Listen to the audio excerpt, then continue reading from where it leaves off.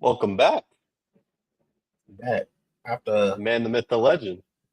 yeah, man. Wild week for me, man. I gotta apologize to everybody, bro. I'll talk about it a little bit on my show, but it was a wild week, bro. But I'm glad to get back to some normalcy, bro. I'm glad to see my dog Tegan, Mr. Nasty Man, Tegan Lynch, related to Jordan Lynch. with But with your favorite mustache on the internet. facts, dog. That's my dude. You've been cooking. You've been cooking on TikTok, bro. I've been sharing your videos, liking your videos. My dog be cooking on TikTok. Y'all always make sure y'all give my dog a follow. Tegan Randolph show, uh, putting out don't some don't sleep high on your quality show content. because you got some old heads on there kind of cooking, repping the old era of Yeah, college bro. I football. I got a I got a few old heads. They played pro football, NFL Mm, Titans. One guy played for the Chiefs, so they get to come on and you know talk about educating people on the ones that we never probably really got to see. So it's a cool perspective, shall I say? You know what I mean? So perspective that doesn't get talked about with a lot of nuance for real, and that's right. that's the that's the one thing that gets missed out is like you get I think people get like blinded with like the NBA media and they see the guy that's like Bob Cousy's better than Chris Paul Jr. And you're like, I don't need to hear that. You could tell me how good Bob Cousy is, but you don't have to disrespect one of the modern players just to hype up one of the guys from back then. And then in the football era, yeah, I saw them talking about Marcus Allen and everything. You got to go check out Bama's pod for real. The followers will come, but the views are already there. Oh yeah, I had Marcus Allen brother on there. He was actually Mm-hmm. the football's leading passer, Damon Allen, until what he said, 2000. What, when Drew Brees retired? Whenever Drew Brees retired, it was what Yeah, was that, 2019? Something like that, somewhere around there. Whenever Drew yeah. Brees retired, he broke the record. But it was cool just to hear the past experience and how good those Mm. guys actually were, and how many championships they won. And I didn't even know a lot of guys that play in the CFL, they have opportunities to go into the NFL, but they like it in the CFL. They get paid pretty much the same, and they already household names. So I be feeling them like, Mm. why would you leave somewhere where you already liked and loved and you already getting that stardom and fame to go somewhere else where it's more politics? You already defeated the politics one place. It's like, why would I sign up to go to another place to have to go through the same trials and tribulation? I worked so hard, you know, to come through here. So it's pretty cool. But not to Mm. blabber on about my show because No, this is no. a college football SEC network, bro. Like, we I finna be think bigger than Antoine is Paul setting us Feinbaum. up. Hey, I think Antoine's setting us up. you know who went in the conference this year, man. You know who went in Well, this year. we can actually dive in because we don't got that crisp fall weather yet. Truthfully, Bam, I am a fall kid at heart. There's Nothing wrong something, with that. a lot of people romanticize maybe the winter, Christmas time. People romanticize the summer the most.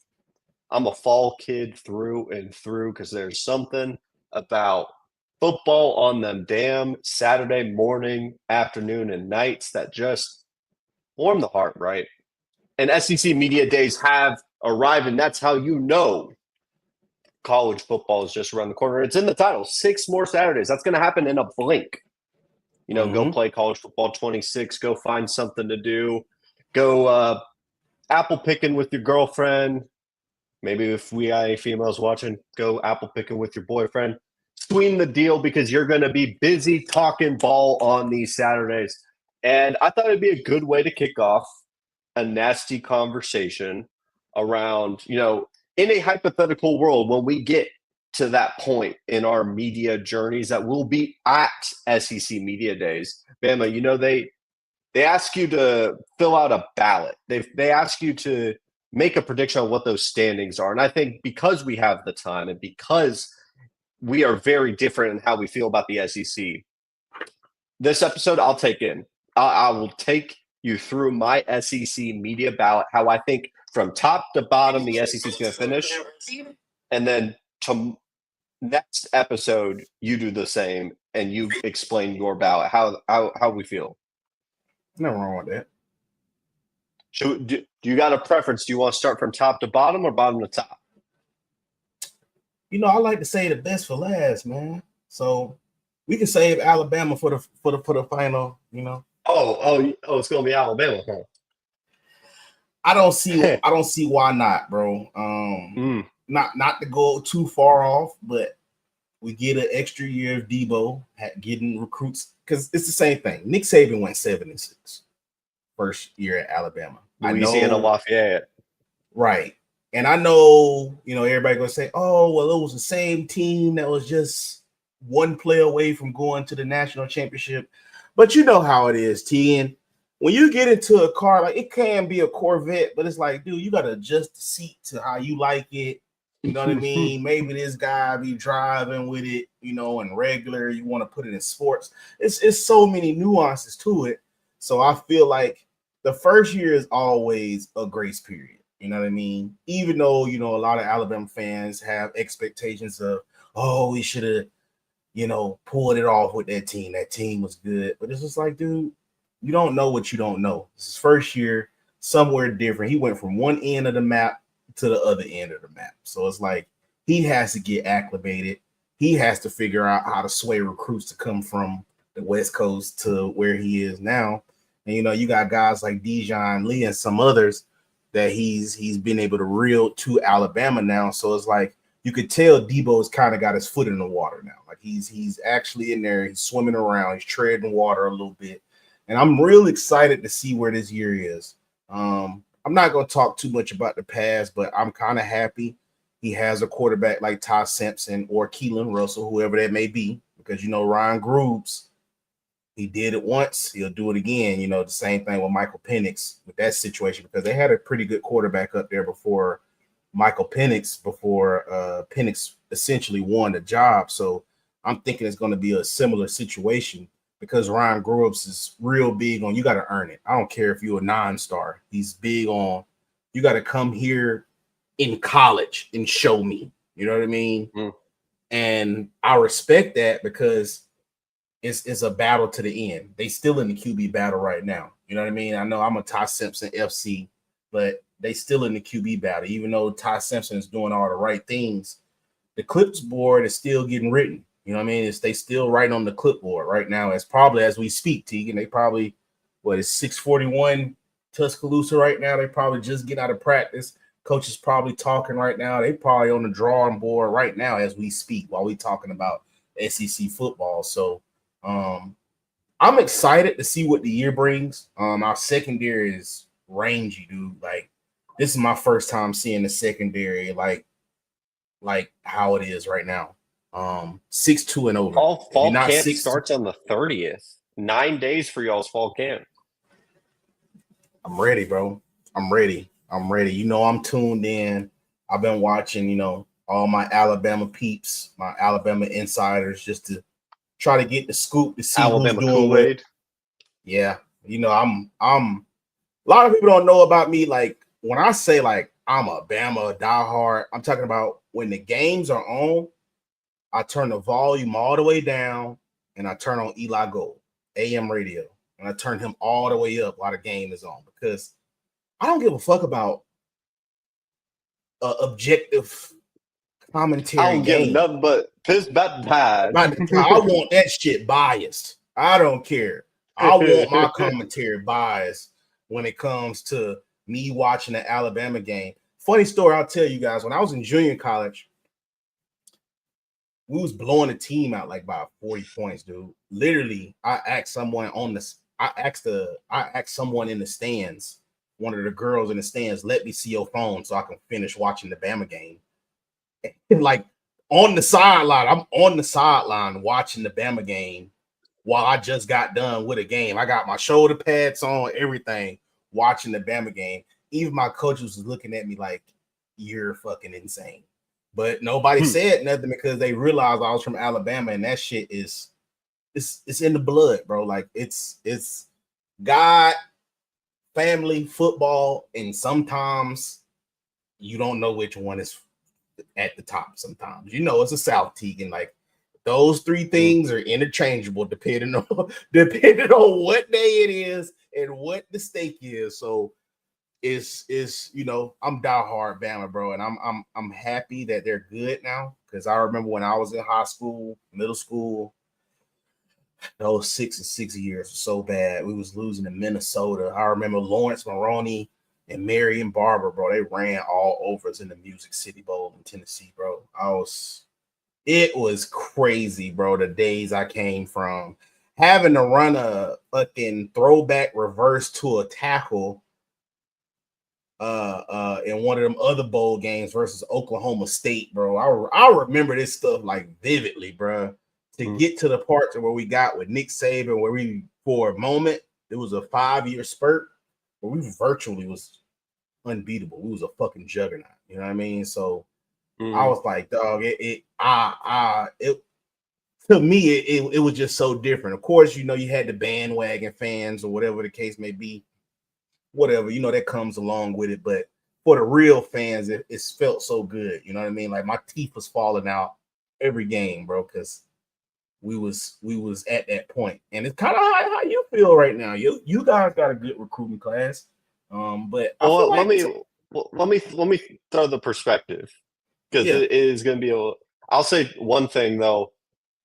Obviously, you don't want to have the season that you had at Alabama last year, but if there's one thing I'm interested to see, is if y'all's home environment kind of turns up a notch. And what I mean is just, I'm sure at the peak of Saban's powers, you can agree to this at least, that it got a little bit corporate, a little bit. The home environment wasn't as electric when the fans aren't as hungry and they're kind of used to winning on a week-to-week basis. Because Bryant-Denny is a very good stadium that at its peak is one of the toughest to play in.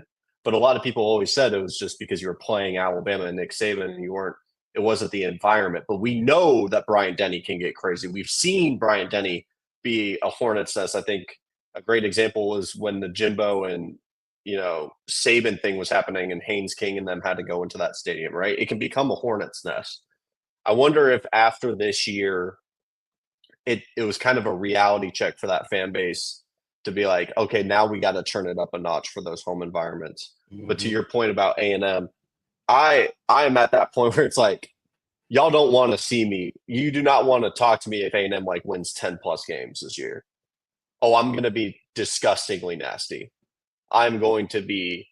It's a shame that the best year was during the COVID year, where I'm like, the thing I can hang my hat on is losing one game in an all SEC schedule and getting snubbed by Notre Dame and Ohio State, who only had to play 6-7 games. Yeah.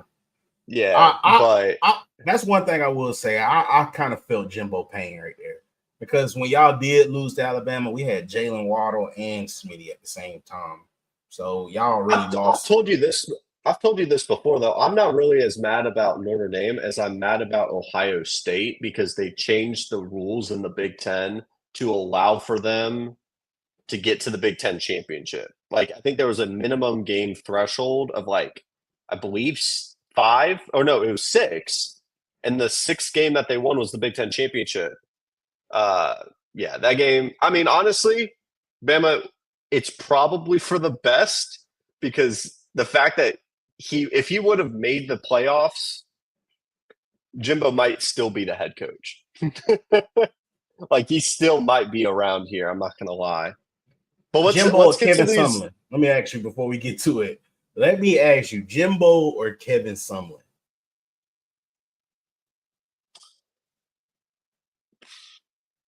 Jeez, you're making me pick between two poisons. Let me talk out my thoughts. It's a podcast, right? So I can't just sit here, right? So with the problem I have with someone is because I think all the success comes from Johnny Manziel and Cliff Kingsbury. And there's some the highest of highs with that.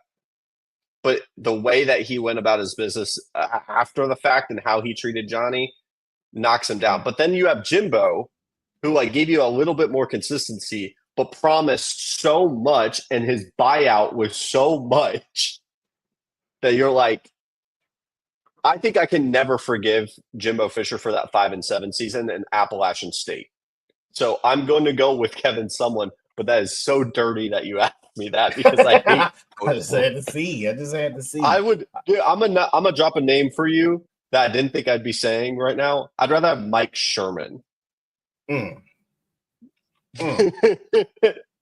That old man who would choke every second half game. Also, man, like I think Jimbo was the one that choked that UCLA game when they were up like 42-10 in the third quarter. Or no, that was someone too. Oh my, yeah. It's Elko FC, bro. Elko FC. Well, we can dive in because I think the bottom half of the list, you're not going to have any reservations, no worries. I believe.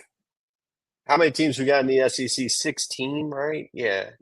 16 teams, and it's getting college crowded. Football has absolutely changed. But the worst team in the SEC that I project is going to be Kentucky.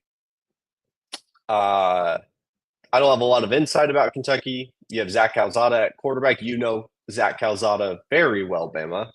But that it was one game how many years ago? He went to Incarnate Ward.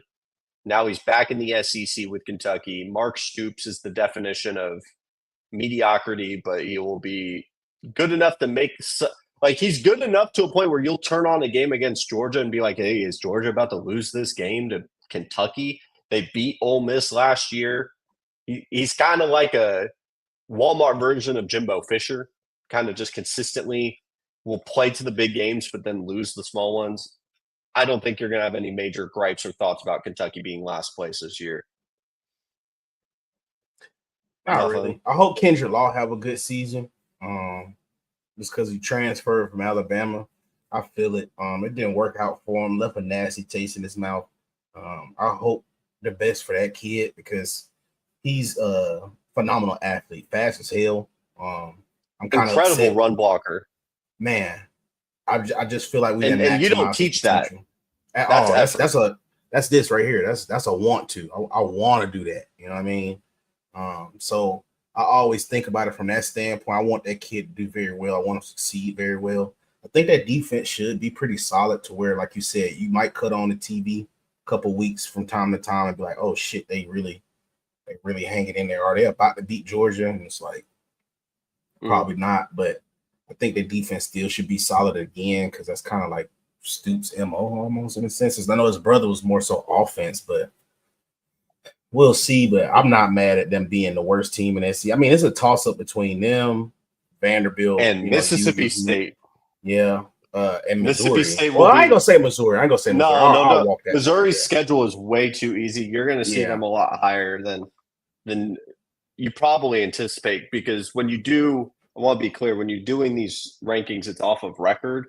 Missouri's going to be a lot higher, but how I feel about Missouri and how I think the quality of their team is actually going to be lower.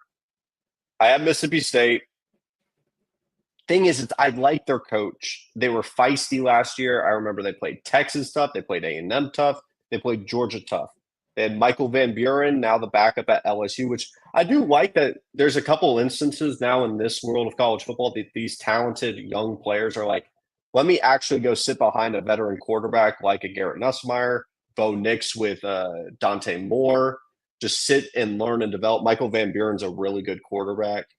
But Mississippi State, it's just one of those things where like, I don't know. They're like the Auburn of Mississippi, if that makes sense. And then, but Mississippi football doesn't have like the high. Like if Ole Miss was Alabama for the state of Mississippi, obviously neither of them are in the national. Well, Bama's in the national championship contender area, but Mississippi, Ole Miss is not. So it's like a downgraded version of Bama and Auburn, just because Mississippi State was like will randomly be feisty or randomly have a good year. I just don't think they have the talent to do that this year. And I don't think a lot of people are going to push back because I think consensus, these are the teams that we're talking about at the bottom of the list. I do have Vanderbilt, though, at 14. Bama, correct me if I'm wrong, because we talk about like almost like we did this thing with Arch where we're like, you could just envision the documentary and like the handoff from Quinn to Arch, and Arch is the one that gets him there. with Vanderbilt, I almost could see like we get to December and we're looking back on the season and looking at the quotes from Diego Pavia and kind of laughing because they weren't anything like not even like the middle of the pack of the SEC. Because truthfully, you're going to hear the names I'm about to say in front of them, and maybe one you're going to be like, oh, Vanderbilt, I could see being in front of them. But after that, I don't see a world where you could be like, yeah, Vanderbilt's in front of this team. Yeah, Vanderbilt's going to be in front of this team. Like, I understand Diego Pavia is going to be confident about his program, and Vanderbilt is not the doormat of the SEC right now. They are going to be competent. They're going to have Eli Stowers. But I also think 1 year is not going to make me prove that you are guaranteed to be in the conversation with South Carolina, Tennessee, Ole Miss, and Auburn. Like, no, just because there was a lot of one-score games there as well. What do you think about Vanderbilt being third to last in the SEC? I'm not really mad at that. You remember they lost to Georgia State last year. I think when you still People have forget seasons that. where you're susceptible to lose to teams like that, I think, I get it, Diego Pavia. You happy you there. You a JUCO kid. You got an extra chance. You got an extra year. You're ready. I mean, what else is he supposed to say? Oh, no, we're going to be shitty. No, of course you're not going to say that. But realistically, theoretically, losing to teams like Georgia State still kind of shows your program isn't where it needs to be. At least Louisiana Monroe had a history of beating Alabama and Auburn. Like, they beat both of them in the same year, 1 year. Like, so I could kind of get with that more so than anything, but Georgia State has no business beating the SEC team. I mean, I get it. No smaller team has a business beating, no Power 5 team, especially in the SEC, but it happens, especially when you have that history. Like North Dakota State's, they're going to play they're going to play D1 schools. Like, you have smaller schools that just know how to play top schools tough. You know what I mean? But Georgia State isn't that school. The fact that you're still losing to teams like that show you're not really ready. Because it's easy to beat Alabama when nobody has that expectation of you going in there to beat them. Y'all was like 0-22 versus Alabama. You know what I mean? So the fact that, they won in there, they snuck that game away, and Alabama still had a chance to beat them at the end of the game. It was, it is what it is. Like, they had a number that day. It was a lucky day for them, but I'm not mad at them being 13, 14, 15, even last. Like, it is what it is, because Vanderbilt's just one of them teams, hey, bro, you just got to show me. You got to prove it to me. Yeah. I don't – obviously, it's my ranking, so I'm not going to disagree with you on that. I do have – this is a team that I'm not going to be mad at if you are saying that Vanderbilt is better than Arkansas. I don't know if I'm like slightly – it's difficult, right? There's something about Bobby Petrino and a year 2 quarterback that, like, that's going to win you some games. That's going to get you somewhere. And truthfully, I could see both of these teams ending up with like roughly the same record between Vanderbilt and Arkansas.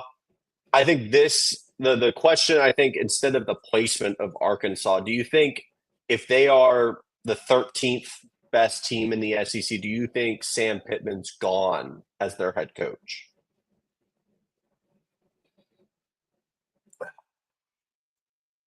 I don't know, because those teams is really tough to say, because I just don't really see them, like, you know what I mean? Like, what's their expectation, really? Exactly. That's like my thing. Like, what's your expectation? Because Alabama, Georgia, Texas, Florida now Florida, even though they got a gauntlet of a schedule, you got Florida, Texas A&M. It's They so do many. get to play Texas A&M at home. I get But it. what does that really mean? But what does that really mean? For them? Have they put themselves in the place to beat teams like that? That's the thing. Like, you see, like I said, we talked about this last time we was on the show. You saw Texas A&M making strides to become a legit SEC team. You know what I mean? Arkansas has never been in another conference but the SEC, and it's just like, outside of the glory days with Darren McFadden and them, like, what have they did to try to get back to that? You know what I mean? Like they had some good years. Of course, they played Alabama tough. What was that, 2020 when Bryce got hurt or whatever the case may be? You know, we can expect those things. Yeah, KJ Jefferson.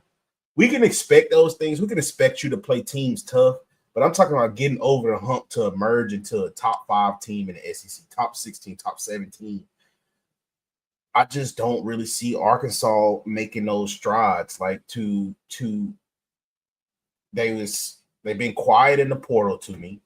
Of course, they've been quiet because half of their team left them. They still got Jordan Anthony. I mean, I like him a lot because of his speed, but he's skinny as hell, and I don't think he's just going to be enough to. Yeah. I'm not mad at them 13. You kind of probably being nice. They easily could be dead last if you wanted them to be, honestly. Taylor Green, I'm not too high on him. I know he's a exceptional athlete. He's blazing fast, but I'm not buying it. Now I will probably say I probably would have put Vanderbilt over these guys right now, but I'm not mad because those bottom teams, like, they really interchangeable. It's like, hey, do you want shit or do you want vomit? Like which one would you rather have on your shirt? And it's like whatever. Yeah, and like I said, we gotta get through the crap. What would you call me at the beginning? A nasty man? Yeah. If you got Alabama at 12, I will get you. Oh, I was about to say, do not do this. Now, people are not going to like this. And I think one of the things they're going to see that it's a number 12. They're going to see South Carolina. They're going to go play Lenore Sellers in college football 26. They're going to see Nick Harbor. They're not going to really realize, like, the depth in the SEC. Like, it's so interesting because I think in the 2010s, the top-end talent was what made the SEC so good in terms of the best conference in college football. In 2025, it's the crazy amount of depth. I want you to truly listen to the teams following South Carolina. But let me say why I think South Carolina is this low. This is a record-based thing. I think South Carolina is going to have some really good moments, but I also think something that Bama knows that you and I have talked about extensively, I think the support system around Lenore Sellers, they're going to have to win and lose by him. He is still an extremely inaccurate quarterback. So many people believe that so many players can do what Joe Burrow did in terms of an anomaly, that those jumps don't happen even within a 10-year span multiple times. Quarterbacks throughout an offseason can probably help 1 to 2 skills going from like a C+ to like a B+ on their best days, like it's footwork or anticipation. But Bama, disagree with me if I'm wrong or if I'm speaking out of pocket, but like when the bullets start flying, that's real different compared to sitting in the middle of a random high school field practicing drills and practicing your footwork. When the bullets start going, that's when you really see what kind of jump you can make. I don't deny that Lenore Sellers has the talent to be a number 1 overall pick because he does. I don't deny that South Carolina has a ton of incredible athletes, but you can't fall in love with what basically saying Dylan Stewart, Lenore Sellers, Nick Harbor are all going to take not 1, not 2, not 3, 4 steps forward, and then also say, yeah, all the other pieces that they lost to the NFL draft are all of a sudden going to be replaced, like Rocket Sanders, Nikki Manawariye. They had a defensive tackle. They had a linebacker. They had a tight end. All those guys with a mediocre offensive line. Like, I just see so many red flags that are just being ignored. And we always see a like top 15 team fall out of the top 25. And I really do think, and this is also going to be a historic thing, Bama, you know better than anyone else. When people are too high on South Carolina, what do? You fade them. And when they're too low on them, that's when you buy in, because South Carolina will never make sense. I'm going to stop there. Am I saying anything wrong here? You're not saying anything wrong. 12 is kind of egregious, but I'm not mad at it because I could see it too. Because, like you said, one thing about Joe Burrow, even in that year before the final year that he had, people forget in that bowl game versus USF, after they decapitated him on that pick, he lit their ass up. It's like he turned into the Joe Burrow we saw that following season. He showed that Joe Burrow in that game after he had got lit up on that interception. It's like he morphed into, because I'm not mistaken, he had like almost 400 pass yards that game too, and they ended up winning the game. And another thing too, I know it's the NFL, but they did a study on Joe Burrow. In moments of pressure, his heart rate is still is at a normal heart rate. Like he's not nervous. So that's incredible to even think about right there. But to put that off on someone like Lenore, you can't put that off on every quarterback to have what Joe Burrow had or to do what Joe Burrow did. Like that leap Joe Burrow made is, you don't really see too many leaps like that. You know what I mean? So it's to sit here and just like, oh yeah, Lenore Sellers can do that. Whoever can do that. It's like, that's kind of unrealistic. The thing is, the guy doesn't pass. I'm gonna say it again. The guy doesn't pass the ball that much. Almost to a sense of, it feels like they're trying to protect him.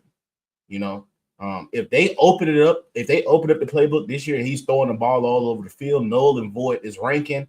Hey, y'all top 5 to 7 right now. I will openly apologize on this podcast. Exactly. I will. You give me the full screen.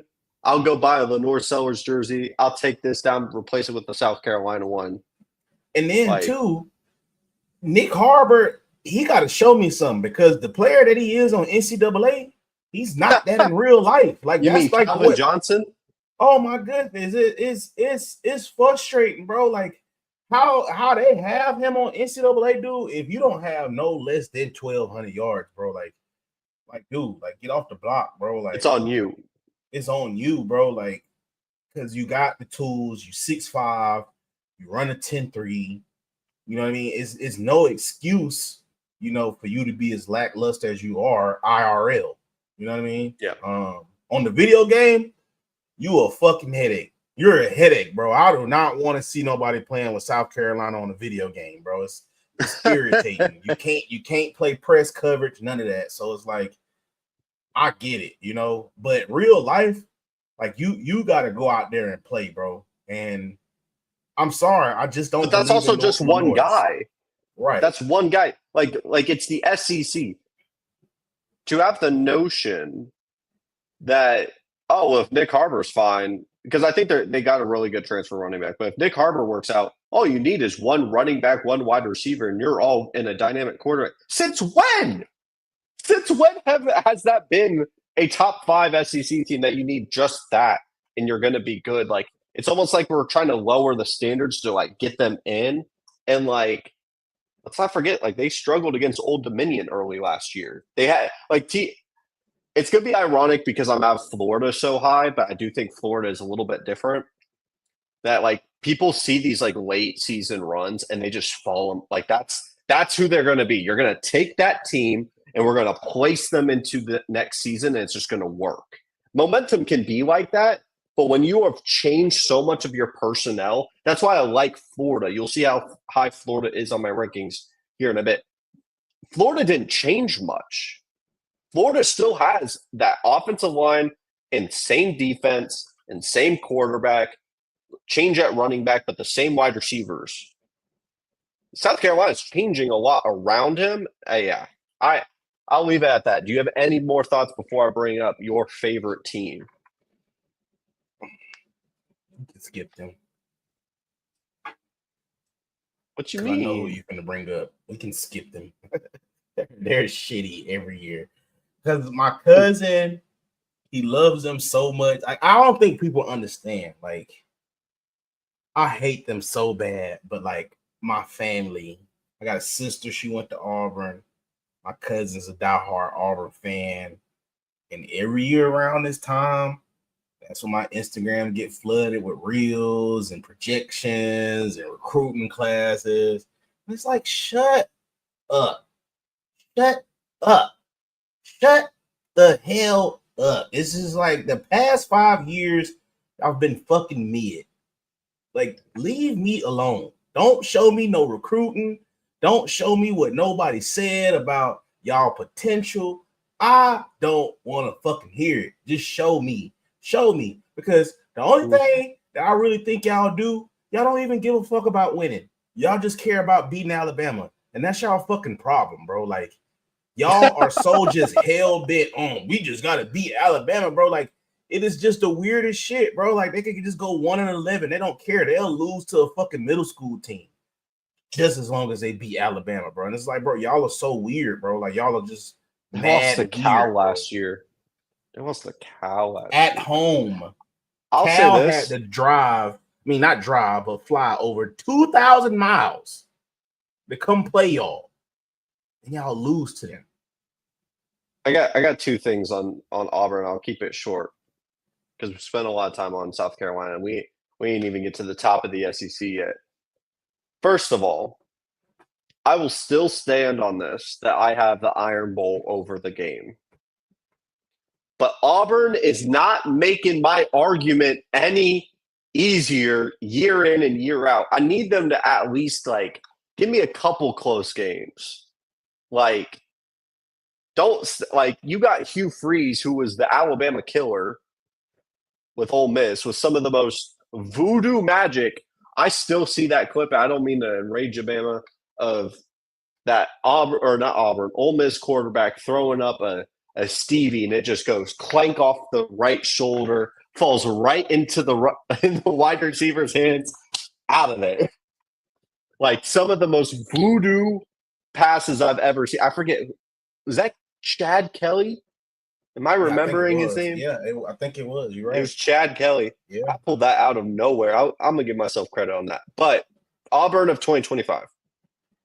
I actually was higher on them. I posted a story, a TikTok, and if you follow my TikTok page, you know I actually had Auburn way higher. And then I watched SEC Media Days, and I hate that I get influenced by it.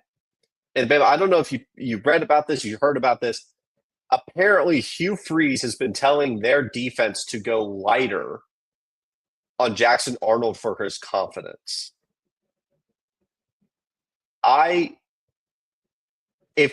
sorry, I've heard some wild, like, I'm not saying, I think that's like the most underrated thing that was said at SEC Media Days. And Eli Drinkowitz said he was not going to talk about a certain case that's been talked about across America. I'm not going to say the name because I don't want to get demonetized, but saying that you have to tell your defense to lighten up so that your quarterback can get confidence is the biggest red flag I've heard in quite some time.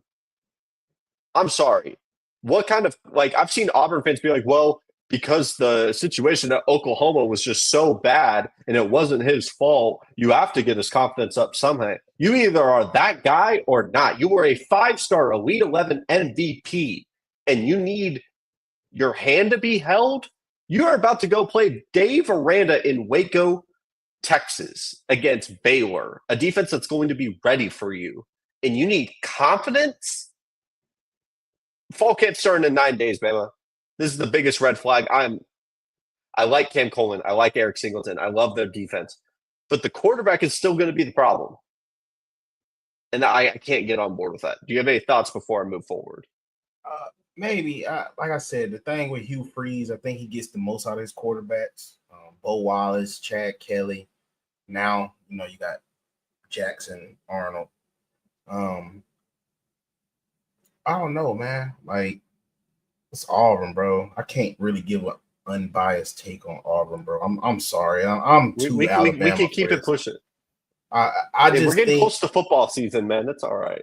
I'm ready. I'm so excited for this, bro. Like I'm excited, bro. We almost back, bro. We almost back, Tegan. A few more of these shows. Well, we got like 6 more of these shows without football, bro. Like, I can't wait. Bro. It's going to get nasty because here's the thing. I can be rational in the off season. I can take a deep breath, listen to a take. But once those games are on the field, like, guys, it's going to be an SEC podcast. We're going to talk about all the SEC games. I'm putting in the most effort of my life into this content creation. You already see this is a brand new camera. We are putting in so much work to make this our livelihoods. And we're going to watch I'm going to be taking notes during the games. We're going to talk about the games, but I will tell you right now, if you want to see a crash out, tune into the show if Alabama or Texas A&M loses. Oh, I yeah, promise you're gonna see one for sure. It's going to be bad. Let's get through this. We got about 20 minutes left on today's show, maybe a little bit, a hair more. Missouri at number 10. I think we can keep this relatively short and sweet. The basis of this ranking isn't because I think Missouri is better than Auburn or South Carolina, truthfully. Their schedule is light. It is very light. Yeah. And they're going to have a very good rushing attack with Bo Prabula, Ahmad Hardy from, I believe, Louisiana Lafayette. No, not Lafayette. What's the one? Monroe, Louisiana Monroe. Monroe. Yeah, Monroe. Yeah. He's a dog. He's a very good running back. And I think a very good rushing attack. Eli Drinkwitz is always going to have an athletic defense. I think Eli is corny, but I also think he's what the SEC kind of needs. He's the type of coach that will keep things entertaining. He proposed a 30-game playoff. He said some out-of-pocket things and I'm happy that they finally admitted how corny it was. Did you ever hear the story about them putting a blanket in one of their own players' rooms? Did you hear about this? Enlighten me. So real quick. So Texas A&M, Missouri. You remember how that game went, right? Mm-hmm. Connor Wigman throws 41 points on him. 41-10, blowout, really ugly game. I was there. Fuck my parlay. Fuck my parlay. I drunk the Kool-Aid. Fuck my parlay. Thank you, Tegan. Leading up to the game, Will Lee, his nickname is the Blanket. Apparently, a staffer from Missouri wrote a note and put a Texas A&M blanket in Theo Weiss's hotel room and said, prepared to be covered all game with the Texas A&M blanket, and then signed it as Will Lee. Now, this got posted on social media. Theo Weiss comes to the stadium wearing the A&M blanket. Yeah. People are thinking Will Lee did this, which, by the way, logistically, if you just think about it for like half a second, you realize how difficult it is for an athlete to get access to the opposing team's hotel room. To not only, it'd be one thing to get them to maybe call the room late at night. Like, we've heard stories about that with Miami back in the 80s. I just watched that documentary. But it's another thing to have access to put a neatly placed blanket with a note written. And it got confirmed that Missouri did that to one of their own players and then got blown out. And it's the fact that it's Eli Drinkwitz of all coaches. I mean, I feel like you got to figure out a way to motivate your guys better, because Tegan's not lying. So I played D2 football. And when you go travel to other places where you got to be in a hotel, you got a coach on every floor. And their room is at the beginning of the floor and at the end of the floor, because, the hotel's got two spaces where you can get in off the elevator or up the steps. So they make sure it's strategically planned where you got a coach at the steps and you got a coach room at the elevator. So it's like you said, Tegan, it's no way that a player from another school could just come up there, get in the room, whatever the case may be, without somebody on the opposing team seeing them. So the fact that the coach did that and got their ass whooped, bro, it was crazy, because I was upset. It just looked like Missouri forgot how to play football, which further went to my point of they just not a real SEC team. And y'all both came into the SEC at the same time, bro. It was just, that shit was just crazy for y'all to whoop their ass like that, bro. It was bad, bro. It was bad, bro. Because wasn't they ranked number 8? They was up there. They was pretty high ranking. 10. Yeah, they was up there, bro. And if I wasn't mistaken, they had y'all plus 7.5, or it was 8 points. They thought Missouri was gonna beat y'all convincingly. And I was like, yeah, I could see that. Luther Burton. I was drinking the Kool-Aid. Man, Brady Cook. Man, they just fucking forgot how to play football. I felt like part of it was the energy of getting Connor Wigman back, because I know people just talk shit, but he's he was a 5-star, right? He's gonna be good at Florida. He's gonna Yeah. be good at Houston. He's like, Yeah. and the thing is Connor, our wide receivers, you can put up the tape, and everything I'm about to say is going to show up on tape. Our wide receivers could not create separation against man coverage. The teams that we played who ran a ton of man coverage, Notre Dame, Texas, and Auburn. And Auburn had the athletes to keep up. Right. Wide receivers could not create separation, and Connor was not good at handling that. But Missouri ran a ton of zone, and Connor was a very good zone quarterback, and that's why he balled out. So, and plus, there was also the notion that Missouri potentially prepared for Marcel Reed, who is a completely different quarterback. That game, I'm going to be very interested because they play A&M now plays Missouri at Missouri this year. Yeah. And that could be a trap game. I'm not as worried. If I'm thinking A&M is going to be as good as they are, as they could be, I shouldn't be worried about games like that. I understand it's the SEC, but I should focus on better games than that. We can talk about your other favorite team, which, by the way, I'm so happy that you agreed with me. The notion there was a talk in one of our group chats that LSU and Bama is a bigger rivalry than Tennessee and Bama. I thought I was going crazy.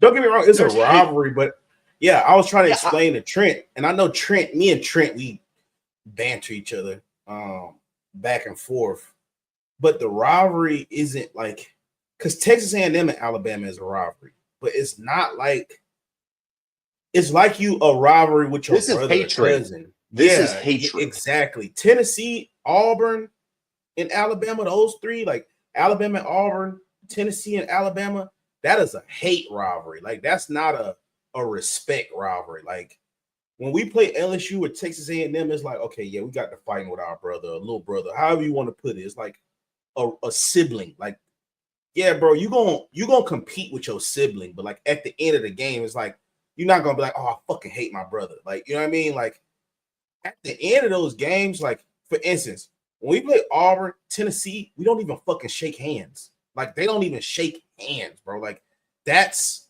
how bad of blood it is, bro. Like, it's horrible.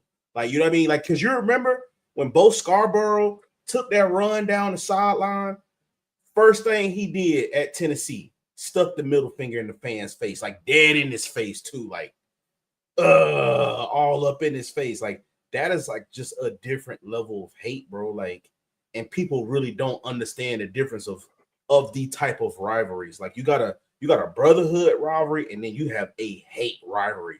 I don't like you. Like, I never will like you. I'm gonna make sure my kids don't like you. I'm gonna make sure when they have kids, they know we don't like these guys. You know what I mean? It's we don't share anything with y'all, like nothing. Like, at least Texas A&M can be like, hey, bro, we share Gene Stallings, Bear Bryant, Nick Saban with LSU. Like, we got things where it's like a common denominator to where it's like, yeah, I could see like we kind of related a little bit. You know what I mean? But these dudes right here, hate them. No. I think the way I would describe it from my point of view is, first of all, like, LSU is just never going to be one of Alabama's top two rivals. Just never in my eyes. Right. And I think they have, like, peak for peak right now. Like, if you go look back at like some of the best matchups Bama's had over the last 20 years, like, LSU is going to be scattered in and out of there. Yeah, hell yeah. The intensity of those matchups are predicated on the rosters. It's predicated on how good those teams are. Bingo. Alabama, Tennessee, third Saturday in October. Sure, Nick Saban put belt for a decade.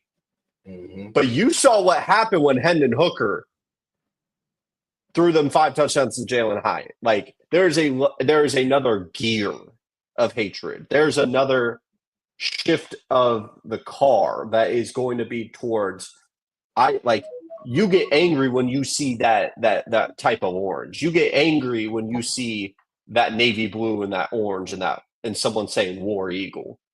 I mean, LSU can be annoying and all that, and LSU truly, I don't know if they have a true like rival where someone sees them at like eye to eye as a rival, but they lean into that. I will say, Yeah. like it's very weird to me because Bama as well has a rivalry with Georgia, but I almost like Josh Pate put it in a way like that's almost like the Cold War. Like you got two superpowers when it was like divisions, and you had Georgia on one side and Bama on the other. It was like we go head to head on championship grounds and on the recruiting field, but that's about it until like the past couple of years where they've actually played regular season games. But when we were doing East-West divisions, that was like the Cold War between two superpowers. And then LSU and Bama, if LSU had a team that was really competent and really damn good, then all eyes on that game. It's like the game of the year type of thing, game of the century where it was 9-6. Like, I'm not denying that LSU's up there, but like from a year to year basis, for me to have you as an elite rivalry, you've got to be in that. We've gone down a beaten path. We haven't even talked about Tennessee this year, who I do have ranked number 9, Joey Aguilar. We know what happened with Nico Iamaleava. I apologize, I butchered his last name. Maybe I should get an NIL deal to get his name right. I think Tennessee's going to be solid. I think Tennessee is going to be pretty good. I just think it's very, very difficult to miss the entirety of spring. And sure, Josh Heupel's offense is technically simplified, but it's also something that year one starters don't just come in and dominate. A lot of times it's that second year. And that's why I was excited for Nico, because he would have been in that second year and a lot more comfortable in that offense. But now you're plucking in a guy that is turnover prone, who is willing to take shots downfield, and that could win them some games. But they're also replacing a ton on the defense. I think they're going to be like an 8-4 program, which is going to land them in the middle of the SEC. I know I did this with Auburn. Do you have any thoughts about Tennessee and that ugly orange in your opinion? That shitty ass offense, bro. Like, I hate that offense. I hate everything about them, bro. It's just they're annoying. Every year they think it's their year. It's just like, dude, whatever. Like, you got it. What you fucking do? I don't really expect too much from them. Losing Sampson. Nico. I know people say what you want about Nico, but he was a very exceptional talent. I don't think Aller's going to be that good. I think the next year, not the next year, but the year after next, when Faison gets acquainted within that system, then they might be able to be back to what they are expecting, have some type of contention if Faison follows through with the commitment. But he's committed right now, so I'm not really mad at that. Well, we can keep it pushing to one team that you actually can tolerate because of their head coach, Ole Miss. Yeah, man. Lane, my dog, man. I tell people this, bro. Like, if I had a son, bro, and he wanted to play for Lane Kiffin, I wouldn't really be mad at it. Even though I'm a diehard Alabama fan, Lane is just one of them type of coaches you wouldn't mind your kid playing for. Culturally, just where he's at for in his development. The thing that stuck out with me about Lane, that shit almost brought a tear to my eye, bro. I like seeing shit like that. But he wrote Blake Sims a letter, bro, just thanking him. Like, if it wasn't for Blake Sims, you helped my development so much as a coach. And, he just let him know I'm indebted to you. And that kind of spoke volumes about Lane, bro. Like, that shit touched me, bro, because I was like, that's real shit, bro. Like, just on a random day, you know what I mean? You think that's crazy, just a random day. Like, you just think about Blake Sims, and that just show, like, he really loves them kids. You know what I'm saying? You're just not a number to him. You know what I mean? Like, of course, I get it. You're going to have to perform to play with any coach, of course. Like, no coach wants a loser or a bench rider, of course. But the fact that, this is 11 years later, Tegan, and one random day you thinking about Blake Sims, like, that just speaks volumes to me. I like Lane as a recruiter. I like Lane everything, bro. Like, I tell people, bro, like, Lane, one of them type of coaches, like, Nick Saban gives you, like, the dad vibe. You feel me? Lane gives you the vibe of like he gonna pull up listening to some Rio the Young OG. You know what I mean? Like, bro, like what my coach is listening to this? Like, I fuck with Lane, bro. Like, he's the type of player, he's the type of coach, you know. I'm an Alabama insider. He's the type of person to tell Nick Saban, fuck you. You know what I mean? Like, because, you know, Nick Saban, a lot of people, what people didn't know about Nick Saban, when you see those rants on the sideline, Nick Saban rarely, because I had a cousin that played for Alabama, he even said it. Nick Saban rarely yelled at them. Like, when he be ranting and throwing his headset everywhere, he's not ranting at the players. He's ranting at the coaches. And one thing about Lane Kiffin, Lane, you're not finna yell at Lane all fucking game. Like, you got about 2 or 3 yells or whatever, and Lane is gonna tell you fuck you after a while. Like, bro, like get out of my face. I even saw one game. Lane was looking at Nick Saban like, what? Like, bro, I don't know who you talking to.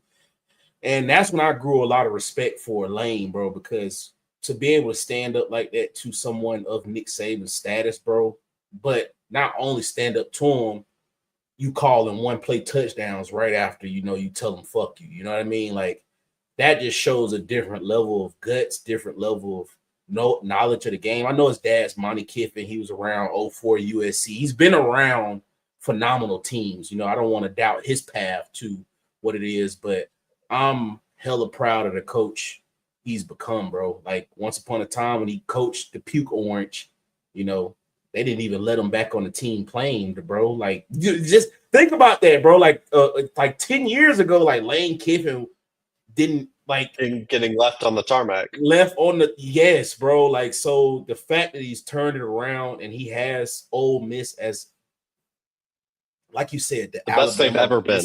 The best they've ever been. Consistently the best they've ever been. And it's part of the reason why I have them at 8. Because I believe in Austin Simmons, and they lost so much on that defense, but he's just, I think Lane has earned the right to have a very good floor. The name of the game for him has always been, can he get to that next gear? And we thought it was going to be last year. People also forget how young he is. I still think he is to find that next gear at another program. Say Florida flames out, I still think he would work at Florida, man. I still think he would work at Auburn. Now, that would break your heart. Yeah, I won't want to see Lane at Auburn, bro. Like, that'll like, everything I just said about Lane will go out the window, bro. Like, I couldn't fathom that. Like, I could not fathom that at all. You saw before we go to Oklahoma, you saw oh my gosh, bro. You saw Auburn and Georgia tried to recruit Nick Saban to come coach for them. That is hilarious. And Kirby said Nick Saban was overqualified to be an assistant. Y'all are hilarious, bro. But yeah, dog. I like. By the way, I'm not. I know a lot of people want to talk about it, and if you really want to, I know we're coming up on Showtime. I'm not entertaining Nick Saban coming back to coaching. Bro, he's fucking 80 years old. Leave him alone. Let him enjoy retirement with Miss Terry. I don't know what your boy McElroy is talking about. No. You know, he has a podcast. I understand. So I understand he probably has that itch. I understand that competitive itch is never going away, but I don't think he's ever going to do it. He's going to stay around the Alabama program. Like, yeah, I don't think he has the itch, Tegan. I think when he has the itch, he does what he just did last month. He gets up and goes. That's what I mean. That's what I mean. He's going to be involved. Yeah, I don't think he has the itch to leaving him. Right. I don't think he has not in this not in this college football anymore. Right. Like, he doesn't want to deal with this anymore. Right. Nick Saban does have a track record of lying, though. So I hate to say it. You know, I like Nick Saban. I don't want to slander my coach at all, but I'm just saying he does have a track record of lying. He told the Dolphins, "No, I'm not coaching college football." Goes to Alabama. Told LSU, "I'm not leaving." Goes to the Dolphins. So it's like he doesn't have anything left to prove. Right, and he's 80 years old. Yeah, let him. I don't think his wife will let him. Let's keep it Let's be honest. That's real. That's real. He's not. It's just not going to happen. What is going to happen is I think Oklahoma's going to be pretty damn good with John Mateer. I think they're going to be really fun. I think a lot of people have them a little too high. I see some people put them a little too low. Putting them just above that median range. I think as long as they stay healthy, I like when a coach is in like a do or die spot for their career. And I think Brent Venables is a really good defensive coordinator who's trying to prove himself as a head coach. As a head coach, yeah. And I think John Mateer, he's got the swagger that you kind of need at Oklahoma that Oklahoma's kind of been missing. Like even when they had Dylan Gabriel, they didn't have like, I don't know. There's sometimes you need that archetype. And like I feel like Oklahoma, like I think of Brian Bosworth, I think of Baker Mayfield, I think of Kyler Murray, even Jalen Hurts had a swagger to him. Like you didn't get that with a John Mateer. You didn't get that with Dylan Gabriel. Or not, I said John Mateer. I mean Jackson Arnold. You didn't get that with Jackson Arnold. You didn't get that with Dylan Gabriel. You get that with John Mateer. I think they're going to be a pretty good team. I don't have a ton of thoughts on it. I think like Auburn, Oklahoma, and Florida, you're really picking one or two of those teams to be higher than what the consensus is. They do have a very difficult schedule, though. Yeah, I would probably say Auburn. If you have me to pick out those three, I'll probably say Auburn really has a chance to be better than those three because just a roster, just going off roster. But I'm not mad if you put Oklahoma at 7 because Brent Venables, you're only as good as your defense. And I know defense is almost impossible to play now in college football, but the fact that he can, still conjure up some blitzes and box quarterbacks in, you gotta still that still has to hold some merit with you. So I'm not mad at Oklahoma at 7. And then they got Jaden Ott too. So that's a hell of a running back too. Because, also when you think about Oklahoma, you think about good-ass running backs, Adrian Peterson, DeMarco Murray, Joe Mixon, Samaje Perine. Now you got Jaden Ott. So I want to see what they're going to do. I'm ready to see what they're going to do. I like John Mateer. I think, like you said, that's a boost of swagger you got at the quarterback position than what you had in the past few years. So I think they got a little bit to be excited for this year. Yeah. I got to bring my team into the fold. I got A&M at number 6. I think they'll be like 9-3 with losses to like Texas, Florida, and they're going to drop one that they should, either South Carolina or Auburn. Or, I mean, the easy one is Notre Dame. They play Notre Dame in South Bend. I think A&M is going to be really good. They're going to have a super high floor. If Marcel Reed takes a couple steps, which I'm not projecting him to, I think he just got to do a couple good things, and he's going to be in a good spot. They could be as high as like a top 4 team in the SEC and as low as like in that Tennessee Auburn tier. I don't need to spend too much time on them just for sake of time and everything. So I think A&M is going to be pretty damn good. I think you're not having any bias with that, but yeah, I think A&M is going to be a very exceptional team. Like I said, I think Marcel Reed is a top 5 quarterback in the SEC. So you having one of the better quarterbacks. I'm not mad at where you got them ranked. They could be even higher because, like I said, you're only as good as you're in today's game. I mean, in general though, that's just how football is. Say what you want. You're only as good as your play caller, bro.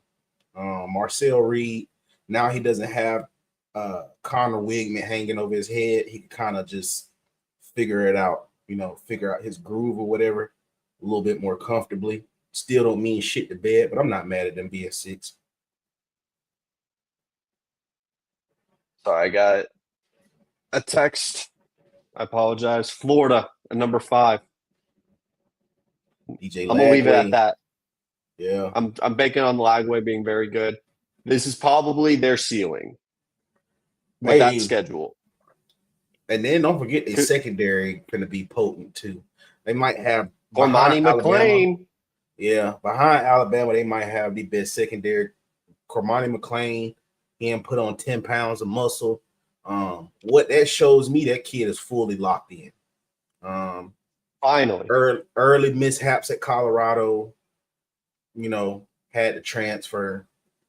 Yada yada yada. I'm glad to see that he's figured it out. I'm ready to see what Florida's gonna do. What just really scares me, they got a gauntlet of a schedule. I mean, this is me believing that Florida is who I think they are, and it's kind of like I don't think they're going to be hunted. I think they're going to be the hunters on that schedule. And I think they could beat A&M in Kyle Field. And if they're able to do that, I think that they could do a lot of special things. I could see them beating Texas at home. I could see a world where they beat Georgia. I can see a world where they beat Tennessee every single time they go into the swamp. So like I'm checking that one as a win as well. I think they beat Miami and get their revenge. Like if I'm checking these boxes, I think they can go maybe like 2-2 with some of those really difficult games. And I think they beat Florida State. Like it is a very difficult schedule. LSU, I think they could lose, but like even if say they lost Texas and Georgia, but then they beat A&M and LSU, going 2-2 and maybe they lose one more, 9-3 with that record and that difficult schedule could get them into the playoffs. Like, but that's me projecting on who I think DJ Lagway is, with a very good offensive line, very good wide receivers who are returning, and it's not just a bunch of fresh faces. They didn't use the portal. They were dead last in the SEC in using the portal. These are all guys that have been with Billy Napier and have been with this program and want to prove that they are not a team that was on the verge of getting fired and begging for Lane Kiffin. I'm going to let America know it's going to be 3 or 4 SEC teams in that playoff this year. Especially how the playoff played out last year, it will be 3 or 4 SEC teams in that playoff this year. You mark my words right here. It has to, I mean, unless they beat each other. We got finishing texting up the banner. Georgia at number 4. So I'm not gonna lie, Tegan, this is where we probably disagree right here. I would have put Georgia like 10 or something like that. Huh? This might be hands down the worst Georgia team ever, bro. Like up under the Kirby Smart era, bro. So many question marks. Gunnar Stockton, too low on him. Everybody has this whole thing with the P word, potential, which I call expecting them to do shit they haven't put on the field yet. And I don't see it. Because when I did see Gunnar Stockton play, he wasn't all that. He got folded backwards. You know, couple gutsy plays. I think this team was driven a lot more by my boy that played down there at Miami more than what they want to give him credit, Carson Beck. I know people don't like Carson Beck, whatever the case may be, whatever he cheated on his girlfriend, all that yada. I don't care. But I think people should have gave him a lot more credit than what they gave him for with how competent he made that Georgia team look, bro. I'm not gonna lie to you. They had lackluster receiver play, dealt at tight end. We thought he was gonna be like the next coming of Brock Bowers. He isn't that. We can sit here and hope about Zachariah Branch, but the last time we saw Zachariah Branch underperformed at USC. Granted, it is USC, but it's like Lincoln Riley, bro. I don't know. We will really have to see about Georgia, but me just anointing Georgia as like just one of the top 5 teams of the SEC, I really don't think so right now because it's just so many question marks on that whole team. I want to really see the whole front defensive line, that front 7. I want to see that secondary because that's what Georgia was ruled by. I know they got Robinson the 4th over there where he going to be able to play a little bit all over the field, but I don't think that's just enough on defense. Normally, Georgia has, like, right now, we would have heard about a Georgia defender or something, what they got cooking over there, and they don't even have that this year, bro. And I get it. Kirby Smart is a hell of a coach, but at the end of the day, you're only as good as the talent that you have. That's college football. You know what I mean? Like, and they was ran by defense. And Tegan, you are a college football expert. That's why I recruited you here. That's why I'm glad we got you here. I don't, unless I'm missing something, who does Georgia have on defense this year? I don't. Besides Robinson the 4th, J. Rob's cousin. It's gonna make me look back because I can't remember the name. They got a kid from Army at edge that's really, really good. And I think the thing is, man, just because you don't know the names now doesn't mean Like, and the thing is like, sure, you make a point like these aren't household names, but what I'm trying to say is the yet. They're not household names yet. These are, it's not like we're talking about Georgia here. Like, these are former 4-star, 5-star kids that Kirby Smart has just stacked up over the past couple of years that he's going to develop, and they're going to get actual burn. And I understand that, like, that's a lot to bank on, right? Where you're saying that these guys, for the first time, are coming into the SEC and they're going to be household names. Because what if they're not? And then you're now banking on Gunnar Stockton. I don't know, man. I understand that you have your concerns, but like, sorry, I'm pulling up just to pull his name up.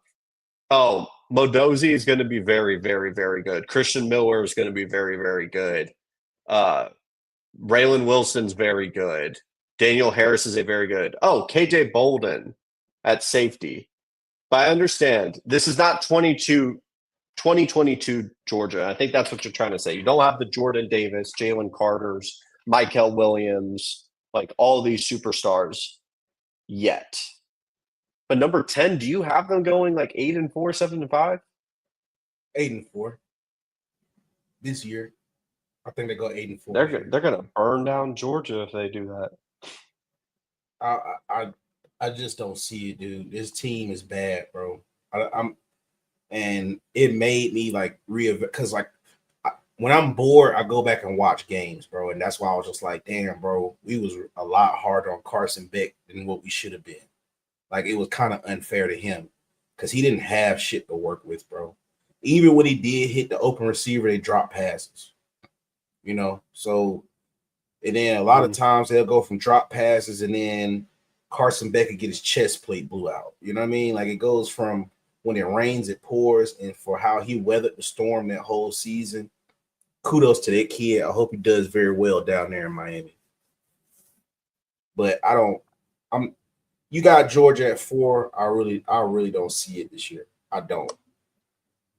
I don't want to make you mad. Back to back. No, I'm not mad at that. Arch, you know, I'm high on Arch. 3, I mean, it is what it is. Obviously the two teams in front of them. But Arch go either upset somebody this year or next year. I think this year Alabama wins. I think next year Texas wins. But I'm not mad at Texas at 3 because, like I said, they still got to show us. You know what I mean? Like, they got to show us a lot of the games Arch played in. What UTSA? Who else played? It wasn't nobody good. So I do understand. They kind of on a prove it deal right now. You got to show me. I think their interior defensive line concerns me a little bit. It's one of those things where, like, you did it once, you replaced those guys like Byron Murphy, and everyone had a good year. Let me see you do it again, because if you do it again, because here's the thing, the reason why I highlight the interior defensive line is like that's in the SEC. That's what could lose you a couple games if someone. It's like sharks smelling blood in the water. If someone can realize they can run the football on you, like Vanderbilt did against Bama that one game, once they realize they can run the ball, that's it. That's stepping into a bear trap. And I'll say this, like, Texas is also playing a significantly more difficult schedule this year.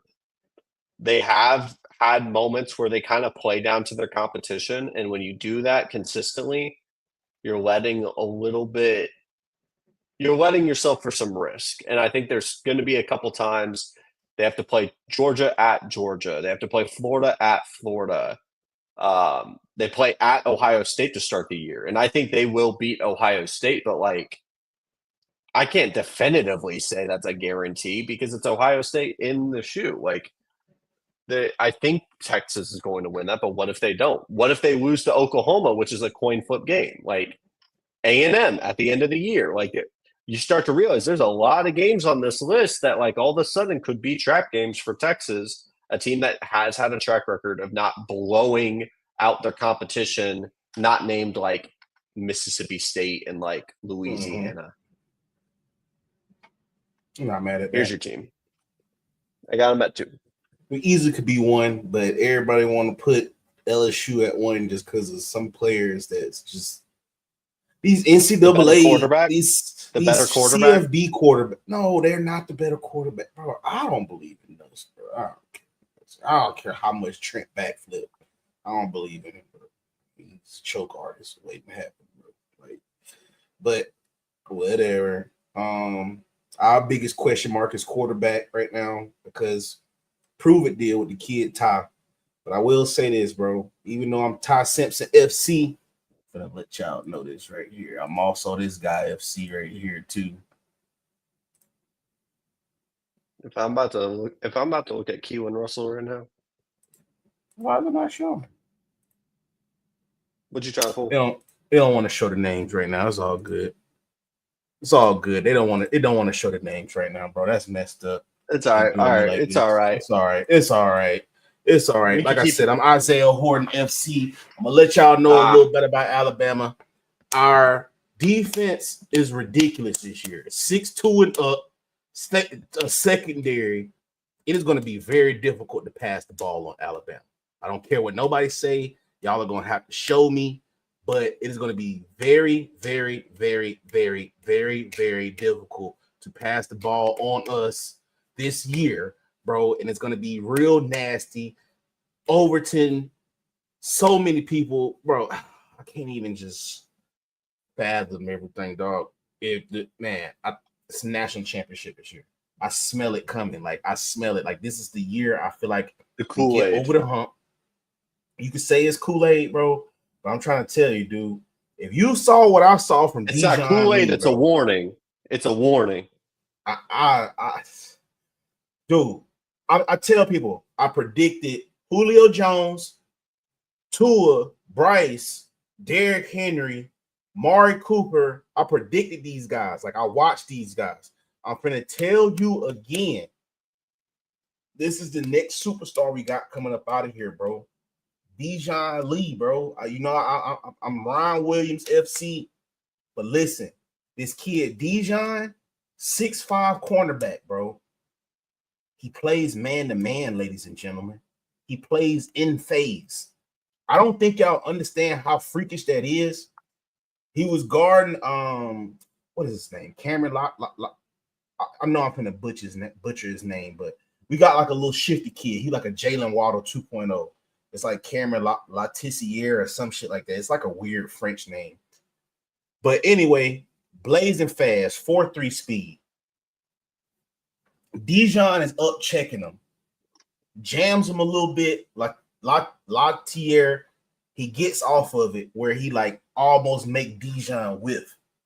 Bro, when the quarterback threw the ball to throw it over Dijon's head, bro, dog, that dude turned around so quick and just plucked the ball out the air. Just really showed, like, bro, it is a difference when a DB is 6'5" that can play man-to-man like that, bro. All them little passes, lob passes, you think, oh, I'm just going to bomb Alabama. And you got Bray Hubbard cracking your fucking skull over the top, bro. Like, that is going to be the best safety in college football this year. Y'all mark my words, bro. Bray Hubbard, best safety in college football coming up. Yeah. Hey, I'll eat my words if he not, bro. I'm so high on Bray Hubbard, bro. I think he a superstar, bro. People sleep on him. I know he a white dude out there, whatever the case may be. He played quarterback in high school. He's a freak, bro. He's a freak. He is a freak of nature, bro. And people finna wake up about Bray, bro. Bray finna wake up people up. Keon, that secondary finna feed families this year, dog. But are they gonna box up LSU? All of that 99, throw the ball deep shit. That shit is not working in real life, bro. That shit don't work, bro. That shit don't work. It only work on NCAA 26, bro. The shit is not finna work, bro. Shit is garbage, bro. Like, I just be looking at that shit. I'm like, bro, what did they do? They run 4.37. Whoop de fucking do. So does Ryan. Ryan was a 400-meter champion. Why he don't have a 99 speed? Nope. Like, bro, what is this? Let me just say this before we do our closing remarks. I've said this once, I'll say it again. And we'll talk about it. We'll probably get through your list a lot quicker because we really dove into this. But I do want to hear from you next episode on how you would rank them. Because if you got Georgia at 10, I got to know where everyone else is. I'm trusting the veteran quarterback in a year two OC. I understand there's going to be concerns about the offensive line, but I do think some of the portal additions, I specifically watched their film. I like who they brought in. Caden Durham is a very good running back who I've known since I don't know him personally. I'm not trying to say that, but from Duncanville, a very dynamic running back, something that LSU desperately needs. Their wide receivers are ridiculous, which I think Aaron Anderson's the best one. Trades Green is very good. Plus Bauer Sharp is going to be very good. The defense is going to be what makes or breaks this team. And I have been a Blake Baker truther. I think that they're finally putting Harold Perkins in the right position. I think Whit Weeks and their defensive line has so much depth to it. What's going to make this, if I had to say, not just the defense being good is what's going to make or break them, what's going to make or break this defense is how much the secondary takes the next step. Because I remember LSU being regarded as DBU, and they have not been DBU in 5+ years, if not longer. So that's what's going to make or break this team. But I do think it has been a culmination of everything leading up to this point. And if Brian Kelly's not able to do it now, I don't think he's going to ever be able to do it at LSU. I'm stopping there. That has been my whole LSU spiel since January, and I'm sticking to it, and I'm a ride and die. I still think they lose to Clemson week 1, and they're going to run the table. They're not. Emma, you could do your closing remarks, man. LS Pool.